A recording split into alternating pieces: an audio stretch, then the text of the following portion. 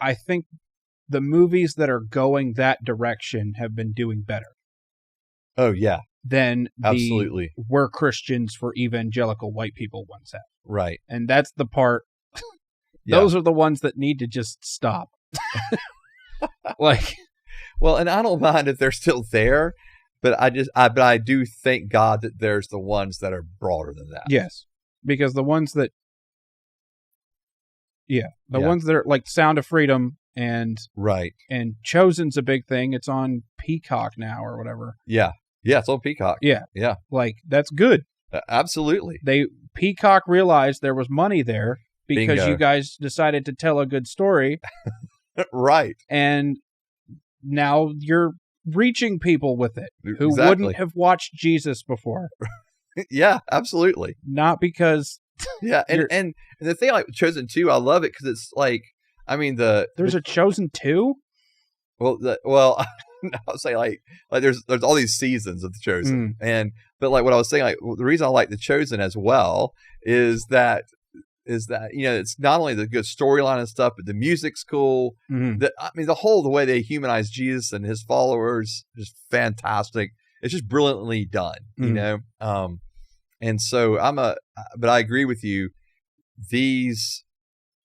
I think there's a place for the niche kind of thing. Like, I think there's a place for that, but I also think that the movies recently that have taken the risk to be out there on a broader scale.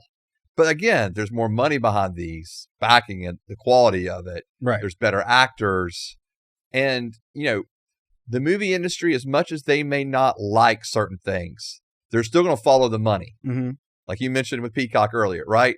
Well, we're going to follow the money. Right. And so if it's done well enough, can make money, you're going to get people to back it and people to, to put it on screen. So, well, I guess the only thing I would say to that is I don't know why we got 20 years of terrible Christian movies until the chosen people figured out how to make good ones. Yeah. That doesn't make any sense. Like, yeah. Why did it take so long? Right. What have you guys been doing? Man, I don't know. Right? I don't know. I mean, even before then too. Like, yeah. Yeah, I mean, I agree with you. It's been a long run of not good. Right.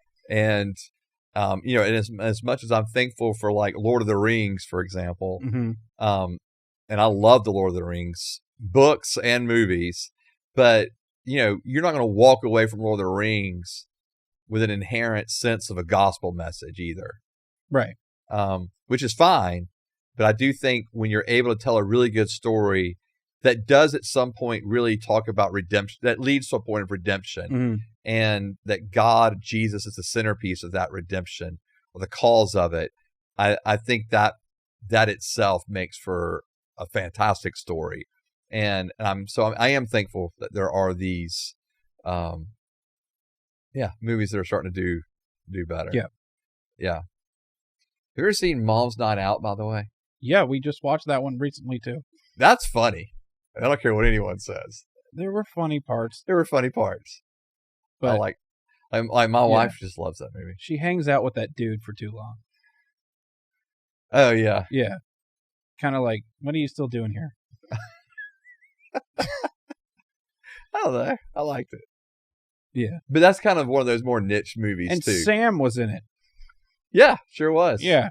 Sure was. They actually had some good actors and actresses in that movie. What was the guy's name? Who's that guy? He's like a country music singer? Yeah, Trace Atkins. Yes, okay. Yeah. Yeah, they had some, and then Sean Astin?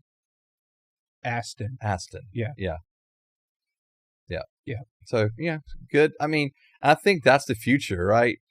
In other words, we got to have good actors, good actresses.